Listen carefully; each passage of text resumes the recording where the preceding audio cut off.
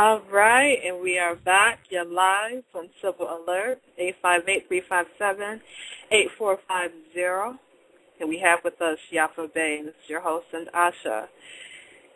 Yaffa, welcome. Hey, C-Star. How are you doing tonight?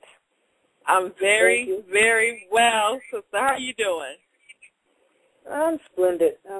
Just kind of in relax mode. I've had my cell phone turned off since December 20th, and I only check it every now and then. I'm not really looking at text messages, emails, and, or any of that. I'm just not there.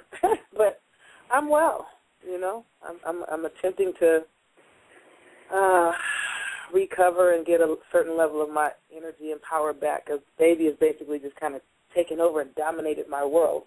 You know what I mean? You but said something. Otherwise. That's good. You said a word that I don't hear too often. Splendid. And you had a Calgon moment. So because, many people may not be aware that maybe on right now, but you, December 20th, that was when you pretty much had wrapped up your show segment. But you didn't officially stop, doing shows, but that was your the start of your sabbatical. Is that correct? Well, yes and no. I officially ended my show, the American, what is it called? American Empire Restored Blog Talk Radio show. I officially ended it on December 20th after, I think, 51 episodes. Starting from January 27th of 2011 and ending on December 20th of 2013. I went for almost 2 years. And wow. I'm done. Yeah, you put a lot of work in, and it's something that you say that, you had to take a pause, and I know you had the chance to have your phone off, and I know you've probably been getting a lot of messages and texts. Because I remember, after that show that you and Tasha did, in regards to stateless persons, and me and you talked. And, so I thought I was going to be going to sleep that night, but I had a copy of that, what was it, the HR House Resolution 33, if I'm not mistaken, in regards to the Congress giving acknowledgement in regards to the formation, of the United States government as we know it, and giving homage and reverence to the Iroquois Confederation. That's House Resolution 192, I believe. Okay, I'm off. Oh, that's excuse okay. me. You're probably thinking about HJR. About 9. You know what? I might be getting mixed up. Let me just look real quick, and I'll tell you the exact thing that it is. Why don't we just do that? Okay. I'm thinking about HJR. You're probably correct, because HJR 192 was about 1933. My bad, and the confiscation of the gold. So I'm thinking about House Resolution 339, I think it is. But you're correct. My bad. Absolve me. I should have kept my mouth shut. It's all good. Because, I see so much information and reading so much, and I'm kind of glad that you have brought that up because, I had purchased a copy of The Great Law of Peace through RV Bay Publications. And you know how, when you purchase books, but you might not get a chance to read everything.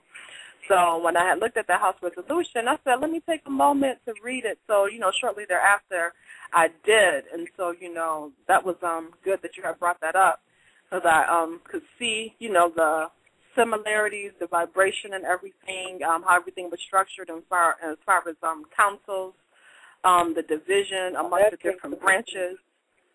That wasn't me that brought that up. I didn't mean to cut you off. That wasn't me that brought that up. That came from my young brother Asir, the Duke of Tears.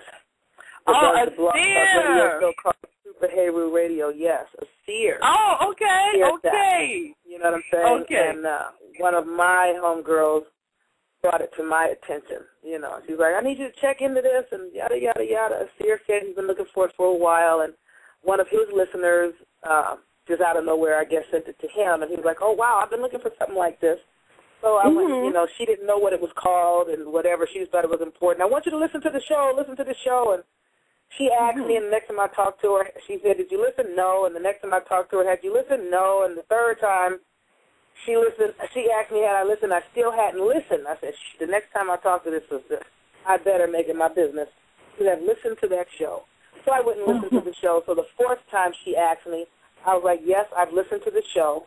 I got the name of the document, which she missed. I've gone and found the document. I've read the document, and I'm clear on the document, which is House Resolution 331. Okay, 331.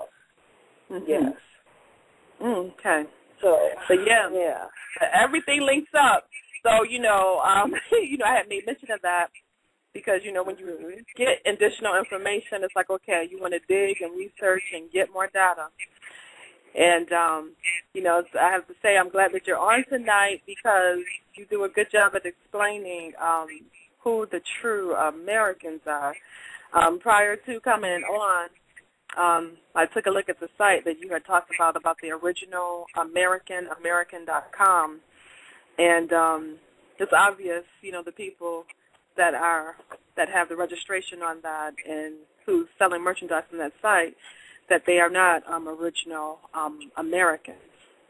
Yaffa, can you please share with us when did, and I always ask everybody this question, when they come on the air, when did it click to you about who the true Americans are?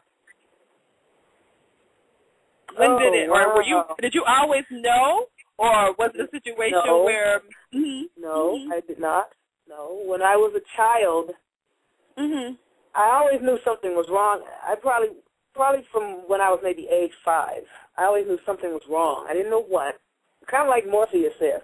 I couldn't put a finger on it, but there was something wrong with the world, and it just didn't register right.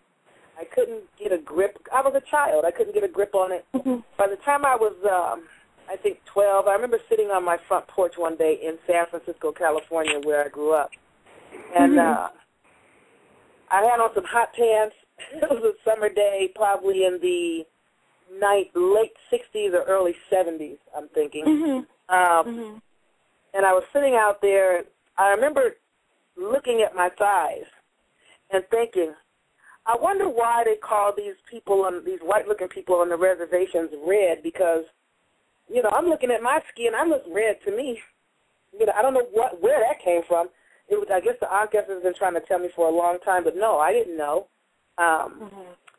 I do recall, like Lady, my aunt is better at history than I am, and she has one of those spitfire memories, like Brother Bobby Hemmett, total recall, damn near.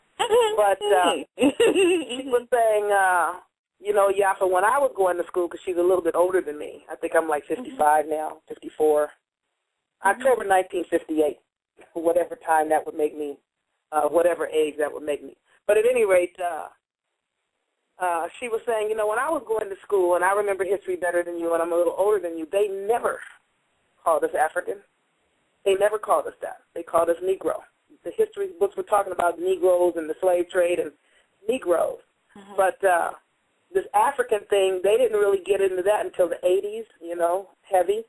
But my grandmother told me that her grandfather, Silas Hamilton, told her, you make sure that our children know that we didn't come, because he could pass for white if he wanted to. He chose not to.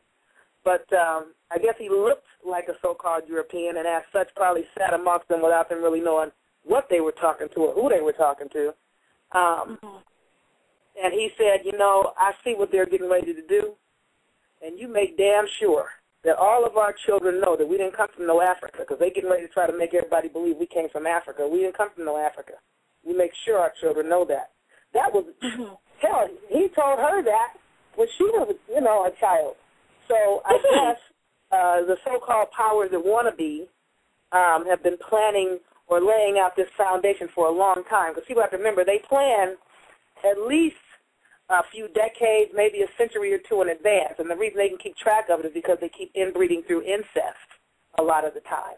So that way the information is passed down, and you don't lose it if you keep sexing up your own folks and marrying into your own bloodline. You'll always know what the agenda is, because you haven't had a cut in your ancestry the way most other people that have some sense will do, so you can stay in charge. But they lay a lot of things out as a plan And when these things come to pass, a lot of people inadvertently perceive and believe, oh, prophecy. It's a prophecy. No, it's not prophecy. These are people that lay well thought out plans. And because you're disconnected and disjointed, it looks like prophecy to you. But like I've told my listeners before, if I plan to own my own home in 10 years from now, and I set a date by such and such a date in the year, whatever 10 years from now would be, 2023, on December 12th of 2023, that is the deadline for me to own my home. If I own a home by December 12th of 2023, would that be a prophecy? No. That is a well-calculated and thought-out and carried-through plan. But the people that don't know that I have the plan, if I write it down and somebody reads, in 2023 on December 13th, Sister Yaffa is going to own a home, and then somebody that doesn't have a clue that it's a plan comes across and goes, wow, the prophecy came true. She owned a home. It's not a damn prophecy. It's not a darn prophecy. It's a plan. So if my grandmother's grandfather was letting her know when she was a child, that's long before my mother wasn't even born yet, let alone me, then that is something that they have been laying a pike and a foundation for a long time to get our people into the African genre. Yeah, because that's going back to what, like the late 1800s? No, because I think my grandmother was born in the early 1900s, and I think by the late 1800s, I think my grandmother's grandfather. No. She was born in the late 1800s, early 1900s. Right, she was born in the late 1800s, early 1900s. So. So that's something, and considering that Nova Ali was born, in 1886? And I could recall when Taj was speaking on that, too, as far as, like, the people were fighting, like, their reclassification and things of that nature at that early time period. Yeah, so that is something.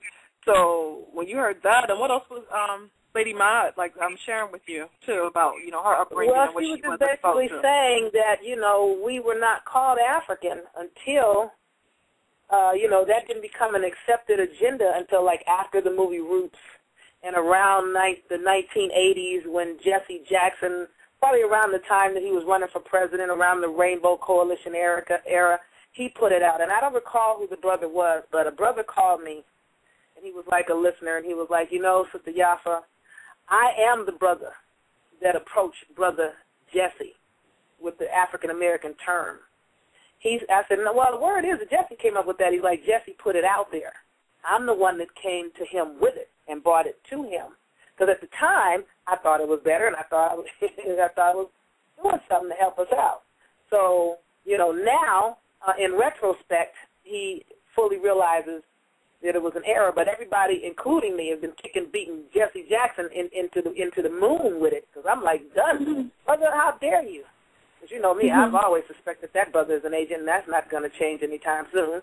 So, when he came out with the whole African-American thing, which back then I didn't know, but now it's like, agenda, who you work for. I still wonder who he worked for. But, that's just, it is what it is. A whole lot of these brothers out here I suspect of being agents. People are accusing me of being an agent. I'm not no agent. I don't like the system that much. I don't hate the system, but I don't like it enough to be no agent for it and just what he called disinform my people in behalf of a system that, is attempting to wipe every brown complexion person off the face of the earth because they have an agenda to eliminate brown skin off the globe. So, no, I'm not going to work for that system at all. I know that's right. I hear you on that. Yeah, because it makes me wonder when I'm looking, online, and then, too, even, like, in a community, there are certain, like, local stations that come on the AM dial, and then even with different forums that go on, I see that there's a repetition as far as, like, what the issues are, but in everything, it seems like no one really wants to go in to focus on the true history, the nationality, the denationalization, and the colonial construct that exists in place. And I don't think they know. Then, you really think so? With so much, so much I don't think that they don't want to go in. I think a lot of people really have not connected the dots. I think, like I was on the phone with a sister earlier, and she was she's like, Sister Yaffa, I started looking into what you're talking about, and, you're correct about this we were here first thing. She said, and the more I looked into it, it's very well documented who they found. If you do the research, it's documented that they found our people here. But like she said, a lot of the old records, they didn't even classify us as African. We were written down as Negro, colored, mulatto, farmers, but they didn't have us down as African. She said, here and there you see an African here and there. And I said, well, you have to kind of remember the book, United States History from 1492 to present, or maybe it's called The History of the United States from 1492 to present, by Howard Zinn, where he acknowledges what I've told my listeners. That book came even later. But they imported 20 people from Africa into America as slaves, into Virginia. Now, hold that thought. It's interesting that after importing 20 Africans, and we don't know if those meant Europeans or if that was us, because the term African originally only applied to Europeans, just like the term black originally only applied to what people nowadays call white. However, they imported in 20 people from Africa on ships as slaves, and right after that, they created the color line. How do you create a color line with just 20 niggas, unless there's a whole lot more of them running around here already? Go ahead. I didn't mean to cut you off. Oh, it's okay. But with what you were saying about the importation of 20, I came across some interesting information in regards to John Smith's journals. And he documented that they found us here. Go ahead. Right. But what I'm saying is John Smith? Oh, yeah. Right. Columbus did too.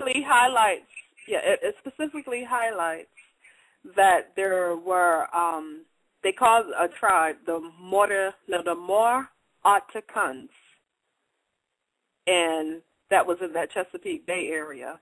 And it specifically talks about the More-Otakans, and I was shocked to see this because I had never even heard this. It's MoraughtICUND.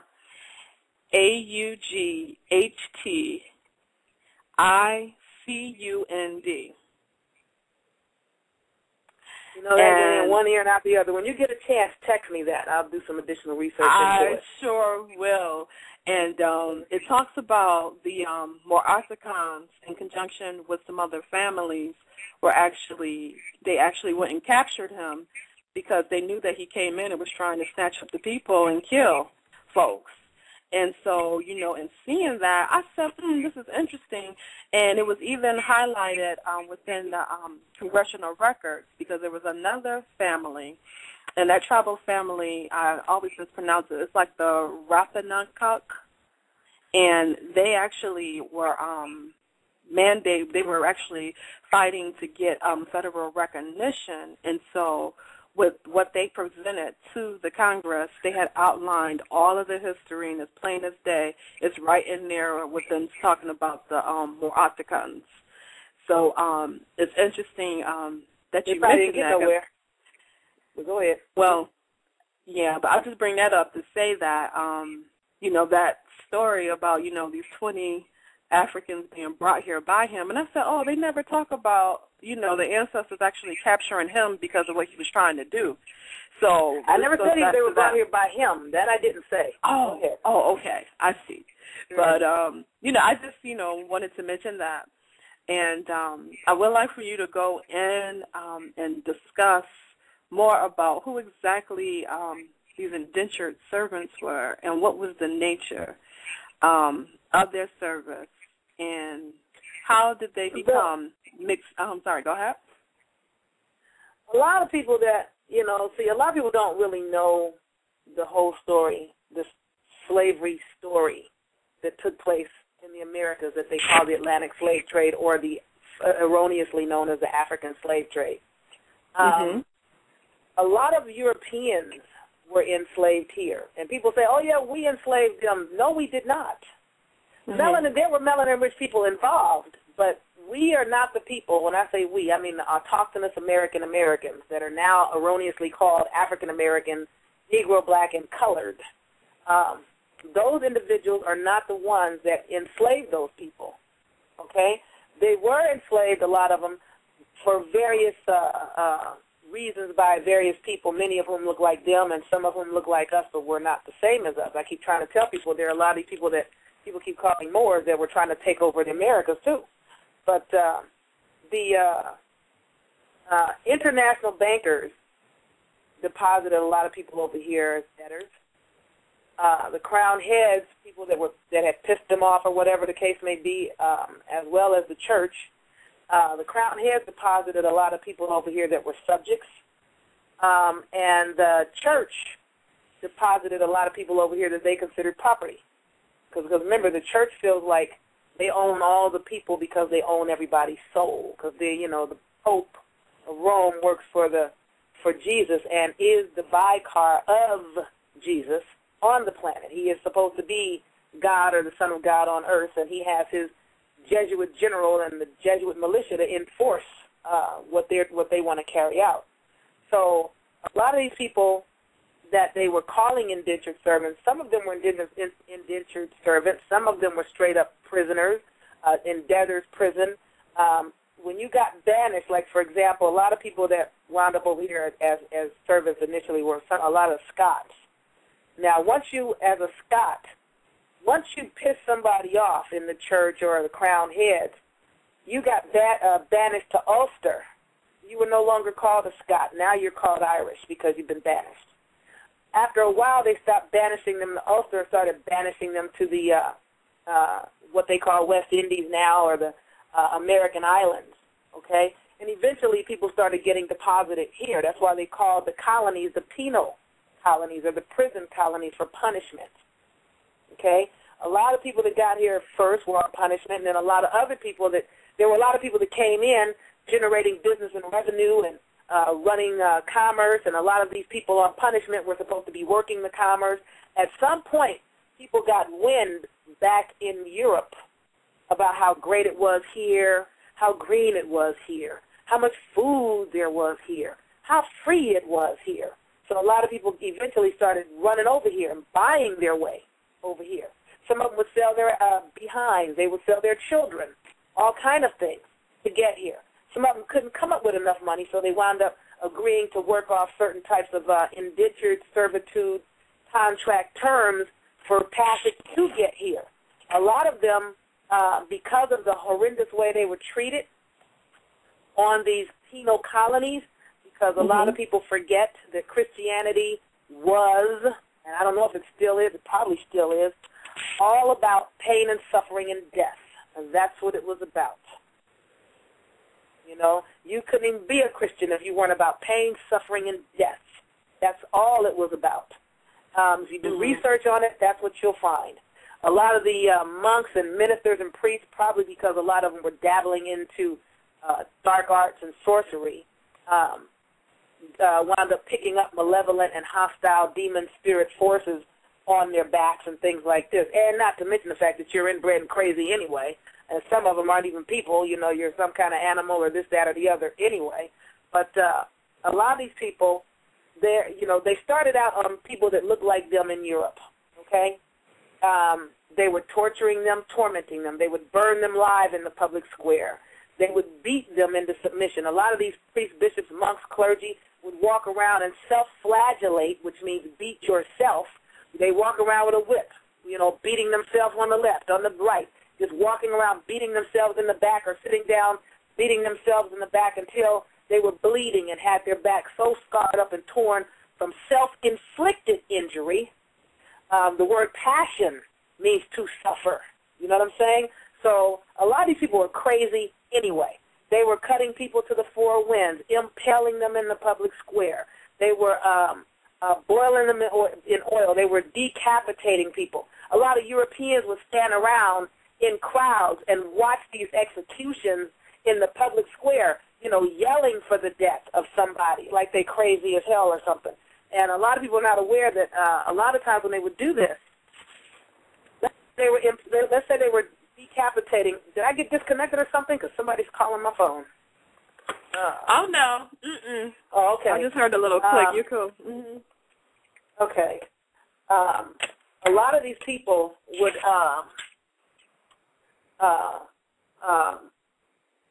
stand around in the public square waiting on the decapitation of, and when the head would get cut off, I mean, these crazy people would have a throng, a running mob, and create a stampede trying to get to the blood, to get on their hands and knees and lick and sop it up off the damn ground. They were fighting over, if the head didn't land in the right place, people would actually fight over the head. Whoever caught it would run around like a goddamn savage, drinking the blood out of the head and, eating on the head. That's one of the reasons why Columbus said when he got here he had never seen so much non-human food, because they were so cannibalistic. When you first started looking into it, because when I told my listeners that, one of them doing her due diligence, she was like, wow, Yaffa, this Hansel and Gretel stuff, I thought these were fairy tales. After you brought that to my attention, I started looking into this. This is true. She said, anybody doesn't believe you, wait a minute, anybody doesn't believe you, show them this link, this link, this link, this link, but go ahead. Okay, we got to pause for a minute and rewind. It's been a long time. What's the story with Hansel and Gretel? Well, Hansel and Gretel is some story about some father and some woodsman or whatever that they were poor or whatever the case may be, and they took Hansel and Gretel out in the woods and are supposed to have told them, took them out there to lose them. And basically they found their way home, and I guess they were taken back out there again to lose them. I don't know if it was a real mother, a stepmother, or what the case may be. But they were trying to get rid of these 2 additional mouths to feed. So they kind of sent them off in the woods to try to lose them out there. I think the first time the children found their way back. I think the second time, I think they had dropped breadcrumbs and a bird ate the breadcrumbs, so they couldn't really find their way back. Some of this stuff, it was a long time ago. If you want, I can pull one of these fairy tale books from out of here. But they found some gingerbread made type house where the whole house was made out of candy and cookies and things like that, and some so-called witch is supposed to have lived in there, and they're supposed to have gotten tricked into the house because the broad wanted to feed them and fatten them up and then eat them. So the point I'm making, the Hansel and Gretel story is really not relevant. The relevancy here is that this whole, she was just saying the story about these people eating the children or eating the people, she just thought it was some kind of fairy tale, and it was truth to it. Now, because we are waking up about who they are and what their culture was, when you go into do a Google search, because the sister, I guess, had Googled, I said, well, how did you find all these links? Because I didn't find the links. I was just giving people what was coming to me, okay? She said, well, I just Googled Cannibalism Europe, and all this shit came up. Well, when you go Google Cannibalism Europe now, and one of the first things that comes up, you click into it, they show brown-skinned people eating white-skinned people. I'm like, oh, see, they on some whole other shit. They know niggas are waking up. They know Europeans are starting to look into this going, damn, is this shit true about us? So they're trying to make it look, oh, no, it was them. It was them. No, it was you. It was your people doing this to people that look like you. You know what I'm saying? Because they were just on some whole other crazy. You know what I mean?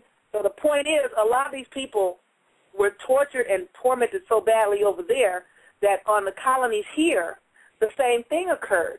A lot of these people were beaten into submission, hands cut off, feet cut off, tongues cut out, hot steel bodkins run through their tongues by the damn clergy, okay? This is what was happening to so-called white folks at the hands of so-called white clergy from the damn church right here in the United States. And because they were treated so badly and so horrendously, because, in their culture, the king or any of his militia could come in and rape you, your wife, your children, whenever they wanted to, and you couldn't say anything about it. King's order. I'm the king's man. I can come in and quarter in your house and quarter with your wife and do what I want to do. And you have to tolerate me. You have no say-so in this matter. So a lot of people that had problems with it, these were people that were getting murdered and killed, and, a lot of people that wanted to do their own thing, but they had to be subjugated by these crazy people that look like them. This is what they were dealing with, and these are the people that were being put to death in the public square and things like that. And if you do any major research, it's out there. You don't have to do any major research. Hell, there are a lot of movies about the stuff. You just really want to know about it if you know how to see what you see. But over here, they were treated so badly here as well on the penal colonies because, after all, they were a lot of prisoners for debt, as subjugated or whatever the case may be. Because remember, Europe was trying to clean up, or supposedly claimed, trying to clean up some of their streets, and a lot of the unwanted were being booted out and scattered around the world, you know, in South Africa, Australia, America, you know what I mean? The craziest suckers wound up in these places. Now, a lot of them ran away to be with our people. They lost Europeans by the thousands upon thousands that were running off the colonies to hang out with our people because being with us was better. You didn't get arbitrarily raped. You didn't get beaten. You didn't get, as a child, sodomized and molested. You didn't get eaten. You didn't get tortured or tormented. You know, nobody was starving you. We had food and plenty, and we were very generous with it because everything was free to us. Hell, nature gives it to us, and nature gives it to you, too. You want food? There it is. Go get it. Them, you want food, you got to go beg for it, borrow for it, have sex for it, pay for it, or whatever the case may be. And we're pretty much back at square one because they got white on us and they didn't keep their eyes on their liberation prize. Now they're in trouble because they were so busy being white, looking at us and didn't look at, you know, you're so busy looking in front of you, you didn't look behind you, where you came from. You forgot where you came from. And you forgot how we helped you get from up under where you came from. But running around to hang out with us was so much better that the international bankers, the crown heads of Europe, and the heads of the church, which I call the Trinity, okay? I call that the three that want to be, the three that want to be, okay? Those individuals have their faction of people that hunt people down. The international bankers have mercenaries. The crown heads have knights. The the church has the Jesuit militia, and they will hunt you down like a dog, okay? So a lot of these individuals, because they were losing so many of their debtors, subjects, and, you know, debtors for the international bankers, subjects for the crown heads, and property for the church, they had to figure out a way to stop these people from running off to hang out with us. So what they did is they passed laws against what they called Indianization, which is so-called Europeans running off and acting like so-called Indians. That's how so many Europeans are on the reservations today, claiming to be the damn Indians, while the damn Indians claim to be African. Okay? So that was one of the agendas, and that was... Go ahead. Yeah, I just, for clarity's sake, because and we have a couple of questions that had came in, too, about a couple of comments that were made earlier. But for clarity's sake, I just wanted to elaborate more just about that term, Indian, because, you know, the country was never, right, Indianization. So what I'm saying is that for the masses of the people, they really do heavily cling to the word Indian, not really realizing that, you know, when Columbus came here, they did refer to the people as los gentes en Dios, which means the people and God. So, you know, being that this country was never, ever, ever called India, it seems, of course, it's apparent that in Dios has taken a whole other meaning to say, like, it's a national identity of a people, where that's how the term, you know, had came about. So I just wanted to clear that up. Yeah, a lot of our people are not aware. Well, you know, Columbus was supposed to be so-called Jewish, and even though his operation was financed by Queen Isabella and Prince Ferdinand, when he left, and I'm thinking, anyway, when he left the Americas, instead of reporting back to Spain, he reported back to Portugal. Because living in the ports of Portugal were a lot of these people that they, at the time, that they called so-called Jews that had been expelled from Spain around the time that the so-called Moors were expelled from Spain. So a lot of these so-called Jews were expelled from Spain, and they were living on boats ported and docked in the harbors of Portugal.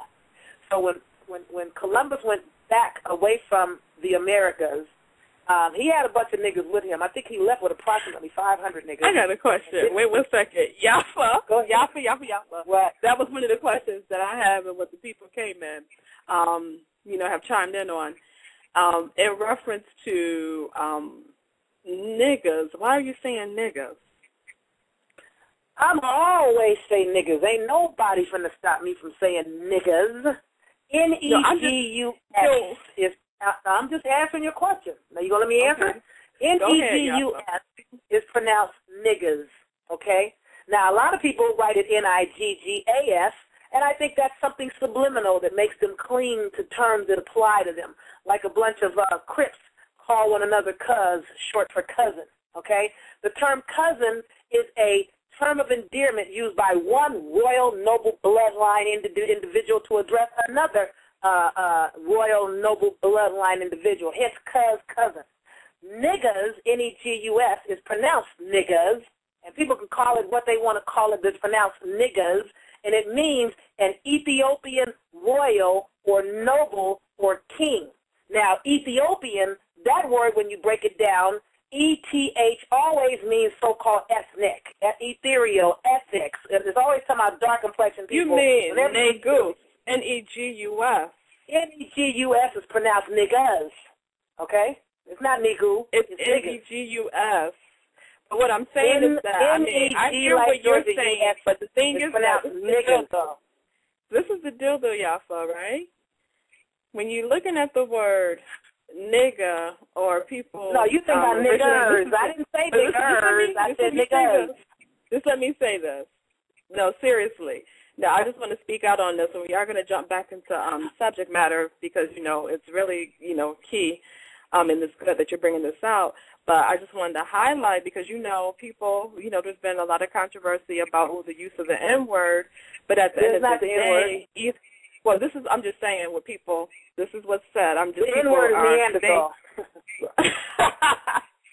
Well, you can say that all day long, but what I'm saying is that, let me just say what you're saying. I'm going to forget what I'm saying in a minute.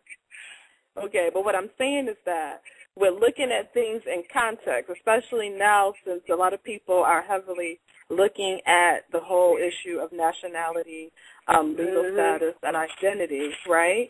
When you look in a Latin dictionary, nigger was a word used to reference to black, right? If you didn't hear me say nigger, you didn't hear me say nigger. Just let me say this, right? Hurry up and say it. So, Yaffa, chill, girl, please. So listen. What I'm saying is that just like how with all of our vernacular, when we speak, we always don't put ER on the end of words. It is commonly known that in our vernacular, that when we're talking, of course, with other people from different cultures, if they don't understand, our dialect, how we pronounce things, we'll just say it plain as it appears so that they can understand. But what I'm saying is that amongst our own people, it is common knowledge and known vernacular that we always change our ERs to R's. You're not saying what it is you need to say. So what I'm saying, but I'm explaining. So what I'm saying is that although due to your studies and your exposure, you're connecting the Negus or Nagas and stuff like that to a title of royalty. What I'm stating is that on the main stage and talking and dealing with people, lecturing and stuff, I don't know if that is the best choice of words because at the end of the day, niggas came about as a result of people changing the ER, and just like how we do with our vernacular and changing ER to Oz.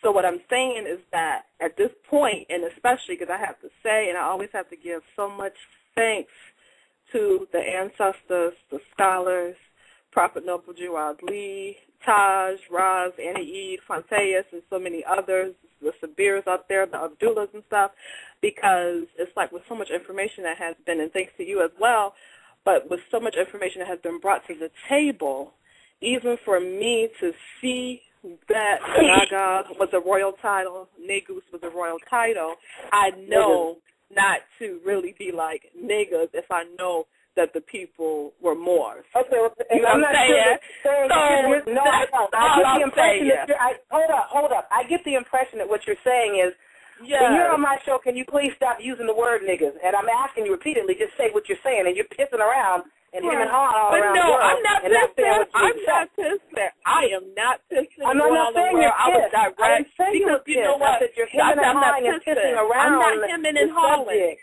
Yaffa. Okay, I'm are we going to argue about this term? Are you going to let me finish answering the question? We're not arguing. This is an exchange, and I'll have to, stand on my position. Okay, well, keep saying. Because one thing, just like how in the younger days, in the olden days, remember when we had to do book reports, and even back in the days when you're writing the book report, you write from the position as if the person I have a feeling we're going to go the next hour and a half on this subject. Right. Oh, no, we're not. Yaffa, sister, please chill. Now, I'm chilling. Please, it's not even.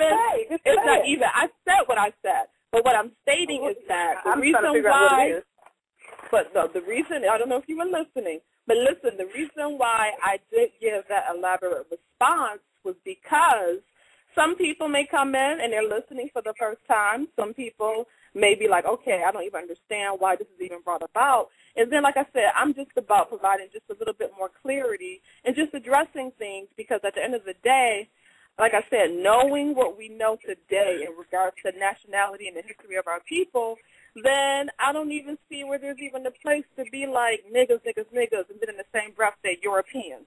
Huh? So it's like you got to give Europeans but, that, like I said, I was just going to address that a little later because, there were a couple of people that did chime in about that. I got a couple of texts that came in. So, but back to what you were saying. Yeah, no, a lot of melanin people don't like the N word because they don't know words. Okay, let's do it this way. Dark complexion people speak English, don't know the language. So when they hear certain words, terms, and verbiage, they get bent out of shape about things that they don't comprehend because they do not know what they're saying because they don't know the language they speak because English is not their language anyway. So when somebody says certain things in this language that everybody speaks and almost nobody knows, most Europeans don't even know English. Most English people don't even know English in this country. They get all bent out of turn because they have some emotional attachment to a term. I don't think it's about emotion. Okay. Once you get to a period of knowing what something for the next hour? But no, we don't have to. We're not going to discuss that. I just wanted to highlight that because, there's somebody calling. Somebody got to touch it, Yaffa. Wait 1 second. Bring them on in. Yaffa. Bring them on in. Let's make the word nigger. I am. Girl, you got to calm down. I'm not mad. I hope you're not. Hold for 1 second. No, I'm not angry. I was trying to make a point, and I got, totally cut off with where I was going about the history. So we're going to spend the next hour talking about the word niggers. No. We're going to go back to get offended with the word niggers, and they're two completely different words. 770-882. Welcome to the alert. Please state your name, where you're calling from. I'm calling from Atlanta, Georgia. This is Sister Dania. Hey, I'm following the conversation real good with either way you want to use it, but you guys is very educated, very well. I've learned it from the family. I love it. Keep on going, okay? I'm following you fine. All right. So we'll talk. The people that know the people that know the word don't have a problem with the word because they know what it means. And for people that do not know what it means, they should just get with the word because they should be with Bobby Hemmett on it. Hell, if using the word is going to heat up the planet, let's make it real damn hot up in here. Well, go ahead. Bring in the next call. No, that was the person that just made a comment. But, we will segue back onto the subject matter, but I just wanted to forgot what it was. Highlight that. I remember saying something about Ethiopia, but I got lost from there. What we were discussing, the whole essence of you talked about the cannibalism. You talked about the Europeans of albinos being pretty much deported as a result of them being in debt. So it was pretty much like, the penal colonies were set up to house them. And then from there you went on to discuss how they were running away from their masters because of the treatment, and they wanted to be with us because we had more of a peaceful society. And then from there you went in to talk about the Indianization Acts, and as a result of that, why there were so many Europeans or albinos that are currently on the reservation. Yeah, okay. Yeah, so that's where we left like at. I was done then. Yes. I'm sorry. That's the next question. It sounds like I was finished then. So, right. What's the next question? Right, but you were speaking about the whole essence of the Indianization and everything, and how they didn't want the people, to mix among the people. I mean, mix, with the ancestors. Okay. Yeah. I forgot what I was saying about that, though. I lost my total train of thought. We went on completely different trains. So I don't know what I was saying about it. It sounds like whatever I was saying about it, I finished saying it. So, because I'm not sure, I don't recall where we were coming from or where I was going. People that know me well know that, when you cut me off, you take me way off, then I have to work on recalling or retaining what I was trying to say. But, I don't recall what I was trying. That's one of the reasons I stopped doing the show also. Disruptions, phone calls, and things like that. I'll forget what my train of thought was. The baby running around making noise, I'll forget what my train of thought was. So I don't recall what I was saying. I remember something about Indianization and something about Ethiopian, and I don't recall. I was trying to make a point, but I don't remember what it was, so it's not relevant at this point. We can, let's just segue on to something else. Okay. But can you go in and provide a bit of clarity of what you were saying in reference to the mercenaries and the international bankers as well as the crown and working hand in hand, and then also, too, actually, with the mercenaries and, like, the knights and their connection to the bankers? Because I remember before, we were talking some time ago, and you had mentioned that as well. I think I already said what I needed to say about them and that. I don't recall what I was saying about it. Absolve me, sis, real talk. I'm not trying to be funny. I just don't recall what I was saying or where I was going. I really don't, Okay. If it comes to me, then, if something triggers a memory, then I'll try to go back there. But, I don't recall what I was saying. Whatever I was saying, I probably finished saying it already. I was probably done at that point with what I was saying about them. I don't remember. Okay. I don't recall. Because I'm not sure what we were talking about. I just don't, if you can remember what I was talking about, maybe you can trigger a memory. See, I know kind of what I was talking about.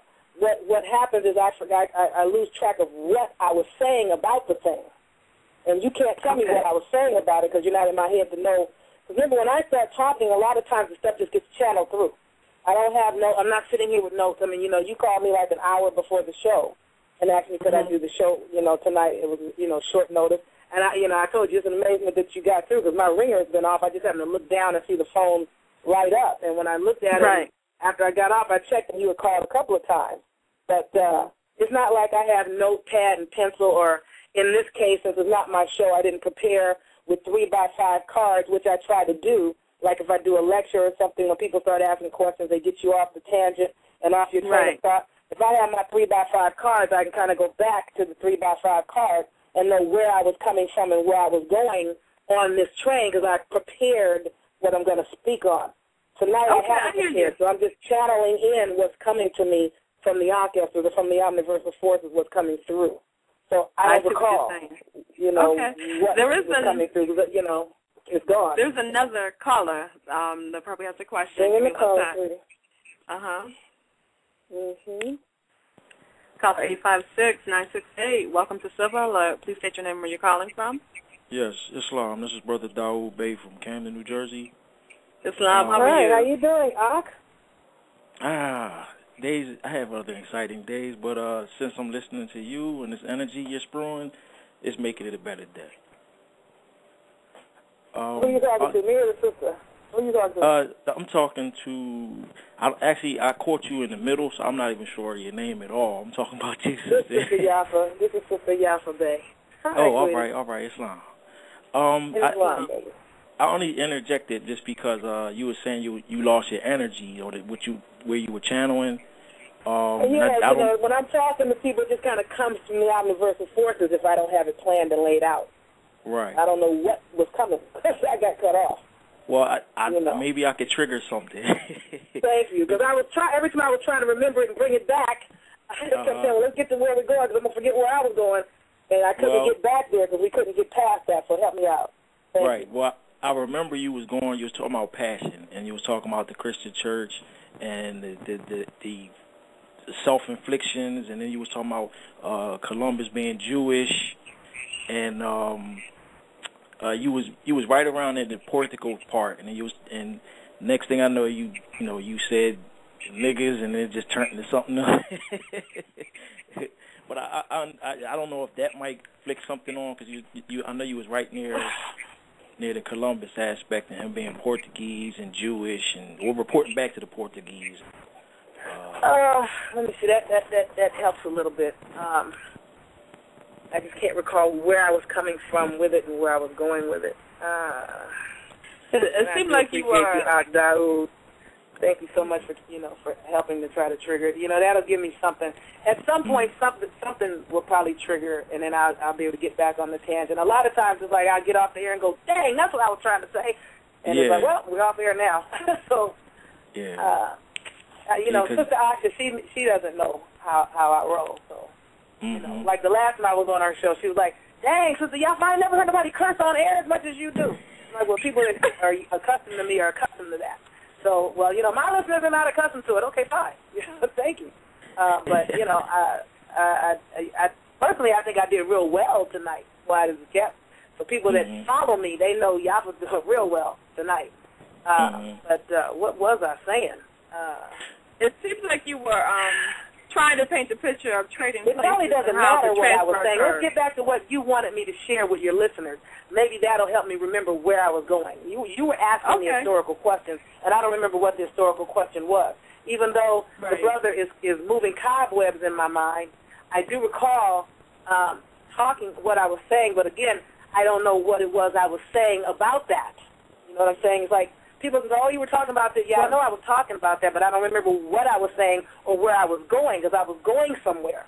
I was on a train making a point, and I don't remember what it was. The point go ahead, Daoud. No, I was going to say that I know it was something in regards. It seemed like Christianity was one of the underlinings, and I know it seemed like it was correlating with the misconception. It was dealing with slavery. It was dealing with the misconception of how people think slavery might have just been only our people, and it was like you was kind of pointing out Europeans was there, how people got here, how people were selling themselves, and then it seemed like from there you was painting the picture of don't misunderstand Christianity. And I know the energy was like Christianity is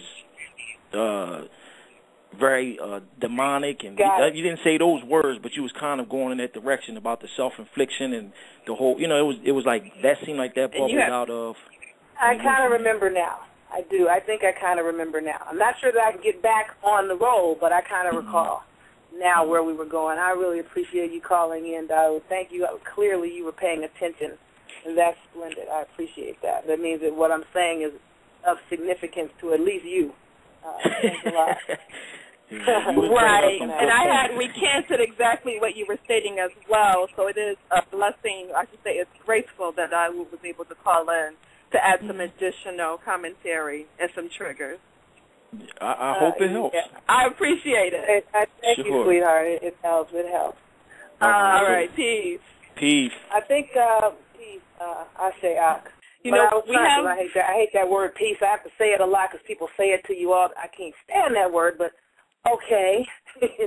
Peace means pax, and it means pact or compact and contract. I can't stand the term, but just like a lot of y'all can't stand niggas, I can't stand a lot of what people say to me all the time either, but I tolerate it and say it anyway. And now, I'm not going to roll with blessing under no circumstances. You know what I'm saying? But I just try to roll with where people are. But I think the point. Go ahead. No, go ahead. I think the point was, I think you were trying to say about, you were asking about the people that got here, and I think what I was saying was a lot of Europeans were running away from, thanks to Daoud, a lot of Europeans were running away from the penal colonies or the punishment prison-type colonies.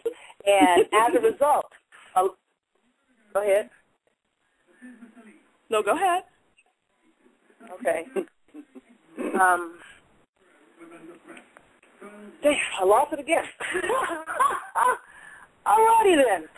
Give me a minute. Let me play some music. Let me drink some water or something. Maybe it'll come back to me. All right. Play some music for a minute. Thanks. Okay, we will be back. And caller 636, I see that you are online, so we will address your question or your comment as soon as you get on. As soon as we come back. Oh, and another. You know what? Forget the break. Well. Forget the break. Bring in the caller, because it just came back to me what I was going to say, I think. So bring in the caller. So you want it? Okay, caller 636. You are live on Civil Alert. Please state your name and where you're calling from. Islam, this is Brother Hakil, calling from Louis. Islam, brother. Islam. I wanted to see if I could spark something in the Sister Yaffa Bay. She deals with a lot of etymology in regards to words. I've been following her for quite some time. And I would like for her to give us a rundown on a couple of things. One being what a Christian really is. Another, what is a hospital? And where did it come about? Because a lot of things that we're dealing with, we never dealt with as ancient people in the past. And we find ourselves dealing with these things today, thinking that this is what we're supposed to do. Like the hospital, for example. Okay, how did that come about? How did that start? The hospital is from the word hostess, which is hostile, military, army, militia. It's about taking someone that is not you, being in someone else's house that's not yours, and bringing in that which is not yours to damage it. You know, it comes from, that is posted on my website at yaffabay.com under, I think it's called Institutions of Death, or something like that. Hospitals and schools are there to destroy you. I break that word down, how hospital is a xenodocium, or a place of foreigners, a place from foreigners that are inquilins or are lodged in someone else's nest and doing damage from this thing called a hospital or a hosty piddle, which is hostile piddle, you know, which is, you know, the army or militia or military on the hostile, and the piddle going to the pater or the fathers. And remember, the Pope of Rome is the so-called Holy Father of Earth, the Heavenly Father of Earth, as the vicar of Jesus Christ. And as far as Christian, that is the same as the French word, the French word crétin, or Christianos. It means Cretin. Now, when you look up under Christian, you will never see Cretin, but when you look up under Cretin, spelled C-R-E-T-I-N, you will find Christian, and it means a stupid idiot that's ignorant and does not know. Okay. Now, this word gymnasium, because, you know, a lot of us watch a lot of sports and, you know, a lot of locker room talk and things of this nature there, and I found it quite fascinating, you know. Not being naked. Yeah. That's the place where the Greek gymnasium was meant to be naked. It's a place where a bunch of grown, naked Greek, and the word Greek comes from the word graicus, or gray, which means bleached out, pale, or white in color. And a lot of the adult men would go to these gymnasiums where younger boys would be, and they would all be naked. And they would, because they are a pederastic culture by nature, they would pursue these young boys at the gymnasium. You know, they see all the endowment or what they did or didn't have, because they don't really like women. They've always been anti-women. They don't like their own women. They don't like our women, and they don't like brothers, because brothers, at least used to, like women. And, you know, the brothers have all the endowments, and they like those too, so they got to turn the brothers against the women to get to the endowments that the brothers have. But the gymnasium is where they would go to pursue and attempt to start courting the young boy that they were interested in. And they would compete for the affection of the boy, and it was so bad that what they would do, and this is normal in their culture. That's why in most so-called civilized countries, except this one, it's legal to have sex with children of any age, including birth, okay? One of the things they would do is competing to get the boy's affection, they had to also pursue the parents of the boy. And one of the things they would do is they would court the family. They would give them money. They would give them gifts to try to prove I am the best man to mentor your child. The word mentor basically means to rape and tear the man. You know what I'm saying? So they would take these young boys, whoever had the most influence or the most power or the most wealth as an adult pale male, to actually persuade the family and parents who were usually very poor or maybe not so poor, but, you know, maybe there are certain things they need from you, like connections to the king or connections to the church or whatever the case may be, land or wealth or whatever.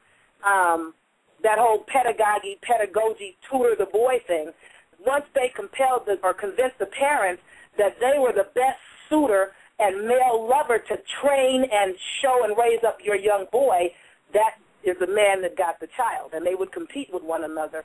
And the gymnasium is the place that they would go and all be naked to pick the boys. If they started getting drunk there, well, it was really a problem at that point. I mean, that's their culture. Okay. I got one more question.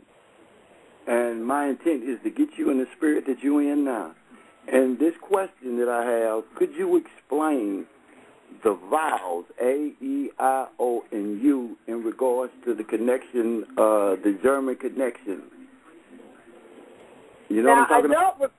I don't recall the acronym off the top of my head. It's on my website at yaffabay.com under an article called The Spell That Cursed My People. But I do remember that the vowels A, E, I, O, U are an acronym in German, and it's about how Austria, which is, you know, the major head of Germany, is to rule the whole world.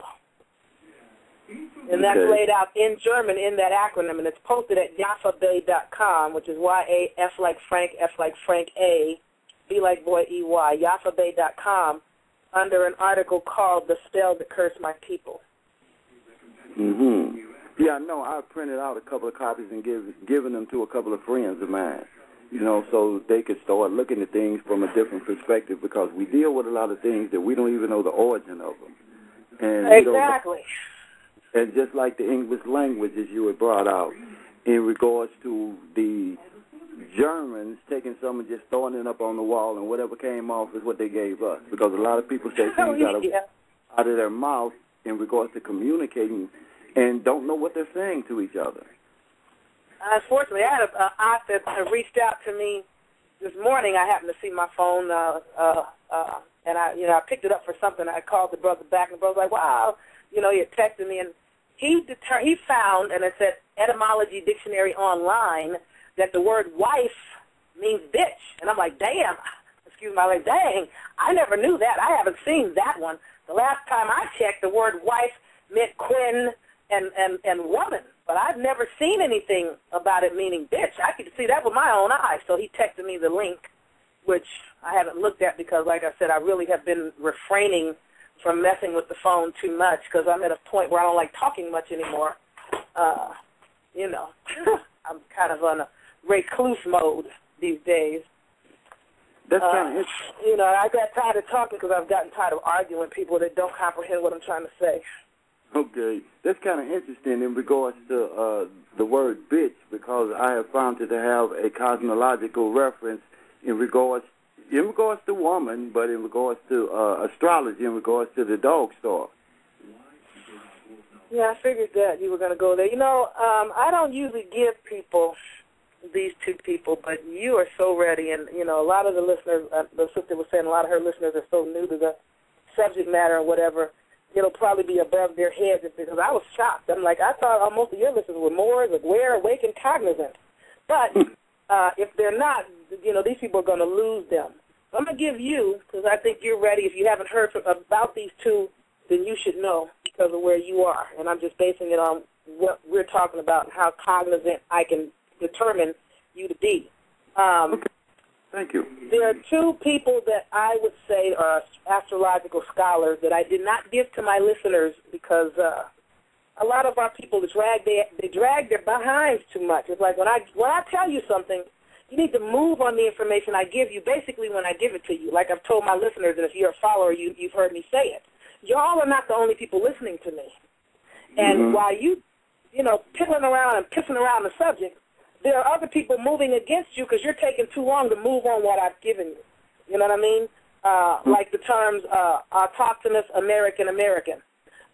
There's a European website called, they coined and registered the term original American. After all, my people don't want it, so I guess they feel like, well, hey, if y'all don't want it, we'll take it. And I'm like, we're autochthonous Americans. People keep arguing, we ain't no Americans, we ain't no Americans, we ain't no Americans. Okay, fine. Other people are glad to be what you refuse to be, that you're the only one that could be, since the word means the copper-colored people that were found here, or the copper-colored races, more than one, that were found here when the Europeans showed up. So one site is taken original American and registered that and copywrote that.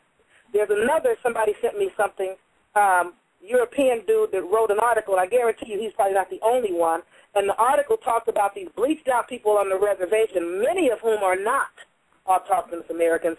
Some are, most are not. Most of them are just straight up European, period, at the end of the day. But he wrote an article where he's interchangeably calling them Native American, American Indian, but he also calls them autochthonous Americans. So you got this European over here calling those people autochthonous Americans. They didn't go so far as to say autochthonous American because they really can't have that. And the other people over here talking about original American, they didn't go so far as to say autochthonous American.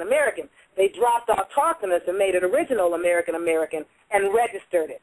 They got this other cat. He didn't say autochthonous American. He dropped one of the Americans that says autochthonous American, but he's using that to describe somebody else. Because while my people keep arguing with me about semantics and getting stuck because they don't know what I'm saying, they're losing the whole point. But you're ready. So get a pen, and I'm going to give you two names of people that I want you to check out because everybody can't follow these two. A lot of people will get lost with these two. I'm ready.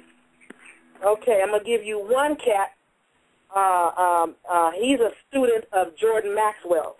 And I haven't seen or talked to Jordan Maxwell since 1999. He never knew me as Yaffa Bay. He knows me as something else. But his name is Michael Tsarion. Tsar, like Tsar,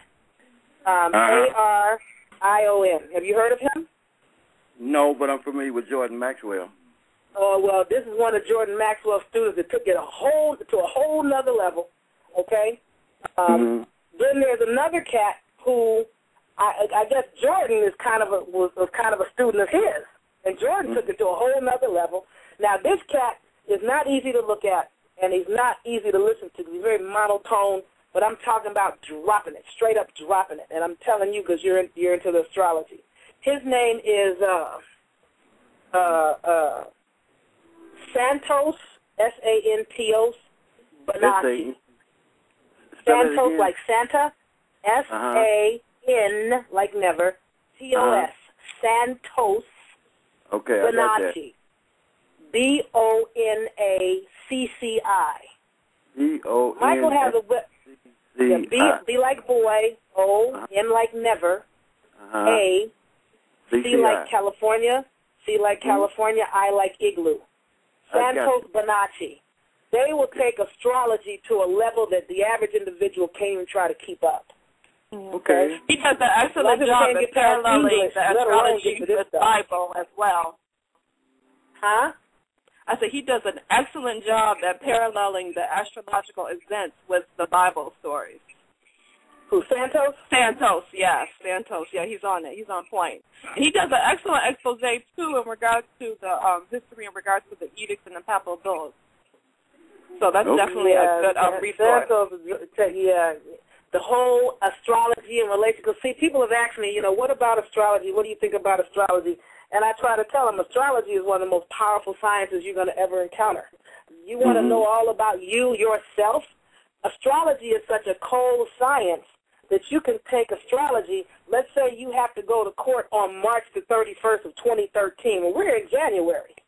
You can use your astrological will and progress into the future and determine exactly how things are going to go or what way the energies and forces or frequencies are inclined to lean on March the 31st, 2013 for you specifically. Yeah, in other words, you're going to win that day. You're going to lose that day. Astrology is cold stuff. And a lot of people are like, oh, the Bible says don't do it. Well, the Bible's lost. Say it again, sweetie. A lot of us can't interpret it.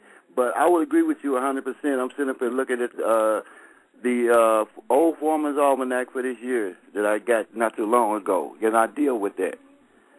And in regards to, they deal with it. It's our science. They use it against us. Pretty much. We don't understand it, and it's all around us. Do you do a lot of farming? They use astrology, they use the Kabbalah and all your stuff against you and tell you to stay, keep your nose in that Bible. Just keep praying on Jesus and waiting on him to come save you. Yeah. Brother, do you garden or do farming? Huh? I said, do you do gardening and farming? Because I noticed you mentioned the almanac. God, yeah, with thoughts. Okay. I hear you on that. Yeah. With thoughts. Okay, my sister. Thank you. You're welcome, Ak. Thank you for the call, sweetie. Thank you. All right, peace. Have a good night. Good night. Ashe. Caller 510-664. Welcome to Silver Alert. Please state your name and where you're calling from. Hey, let me see. What can I say? Hey, yeah, Sister Yaffa. This is Sister Hi, Maya. sweetie. How you doing? Now, since you don't like peace, what would you suggest that we use since you don't like peace? Ashe, Mod, Hotep. Okay, I've heard of Ashe. Okay. Let me ask you something. I'm not feeling peace. Okay. I want to say hi, Sister Santasia. I'm enjoying the show, and I love passion. Greetings. I love passion. I love fire. I'm a sister with a lot of fire, so I'm sitting up there listening. I can understand both of y'all point of view because, everybody reality is different. What is so for you may not be so for her, so I understand. As long as y'all can come together and get y'all point across, everything is well. Look, there is a brother named Nanya. I sent it to you, Santasha. Yeah, I don't Nanya Shabu. What's that? Yeah. Yeah, this brother is sovereign, from my understanding. He went on and did the daggone thing, and he said we need to trace back to our name, our autonomous name, our autonomous people that we're connected to. Yeah. Now, I remember a while ago, Sister Yaffa, it was on a show that I caught the tail end of when you said you were not Moorish, because Moorish meant male. No, ish. ISH means male, and ISH means similar to, kind of like, something like. I'm not male, and I'm not kind of like something like. The term Moor means any dark complexion person. I am a dark complexion person. I'm not kind of dark complexion, sort of dark complexion. I am dark complexion, and I'm not male. So I'm not. Nobody's going to shove the ish down my throat unless they show me documentation and proof, written evidence that is how Noble Driley officially registered us on paper. Okay, I agree with you because the brother, he doesn't call himself Moorish neither because he was saying something. I couldn't really get everything he said, but he considered himself a Moor, Yamasee Moor. I'm cool with that. I prefer Moor. I prefer Moor, but not for the same reasons that other people use it. I try to remind people that the term Moor, in modern day dictionaries, it means any dark complexion person, and when the English, not Europeans, but the English in particular, when they arrived here, that is what they began to call us. That's how they wrote us up, and that's how they documented us. They started writing us up and documenting us as Moors when they got here. But the Portuguese called the males Indio and the females India. The Spanish called our people Negros or Negros. So, I prefer being American. Real talk. Mhm. So which means the copper complexion, the copper-colored people that the Europeans found here. I am copper-colored. And I know Right. they found my ancestors here. Right, me too, because I'm copper color too. So basically, like the brother was saying, we need to go to the indigenous names that were here first. You know, with the people. He said we need to go to our grandmothers or great-grandmothers and, you know, get our ancestry line and go with that. That would be great. And he said then you go and do, he said, what is it, House Joint, what is it called? House Joint Resolution 194. He said that's what they use because in there, those Albions have admitted to a lot of the things that they did to us in that, and he said that's what he used. Excellent. And he said he is recognized. He said he is definitely recognized. And he said he's been trying to get the Moors to get in. They trying to hear it. He said he's been trying to get the Moors to come and get in there because he said there's no reason why this information is out there and the Moors are where they at. No, baby. Now, when he says, you know, they don't want to hear it. no, when he said, you said trying to get them in there, trying to get them to, trace the genealogy, or are you talking about? Yeah, trying to, everybody coming together and do this. You know, everybody want to go on an individual. Everybody want to do it individually when we need to do it collectively. And if somebody's already doing it, somebody's already have done it and it has worked, and they got a nation of people with them, why not join them so we can do it for ourselves? When you say do it for ourselves, are you speaking of as far as declaring their nationality, or are you just talking about straight up documenting the genealogy? No, it's basically declaring nationality, declaring you are autonomous, sovereign to this land. When you say do it for ourselves, are you speaking of as far as declaring their nationality? Wait a minute, I can't hear you. She sounds like she's echoing. I think that may be your line. I'm not sure because I don't have the speaker on. Okay. I can hear you now. Okay, what were you saying, sister? I didn't say anything. I'm talking about Sister Santasha. Oh, no, I was just asking and getting clarity. Wait a minute, what were you asking? Right, no, what I was saying that you said if everybody would just do this, and I was asking getting clarity, were you speaking of declaring nationalities? Or just declaring our nationality, getting with this brother, getting the genealogy, the nationality, getting with this brother because he then went to as far as international court. And they are doing things, giving them money, you know, schools. They should. They are people.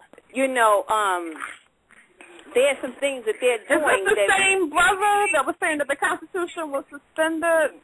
That's right. He said it was void. That thing been gone a long time. That thing been gone. Well, I mean void. I should say void. I mean void. He said the Constitution was void. Yes, he did. And he said it again.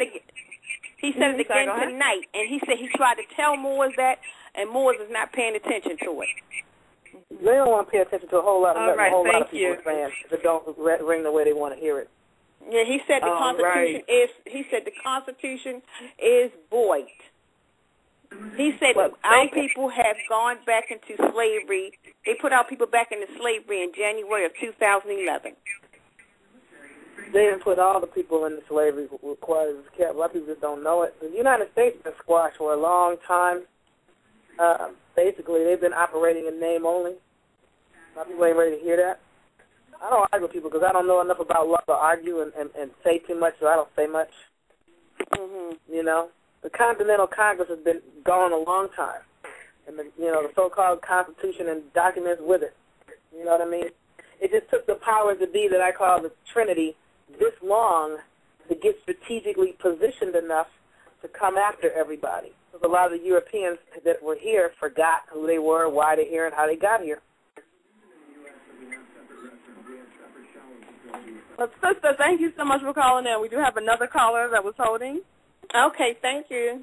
All right, you're welcome. Peace. Have a good night. Okay. Ashe. Caller 860-306. Welcome to Civil Alert. Please state your name where you're calling from.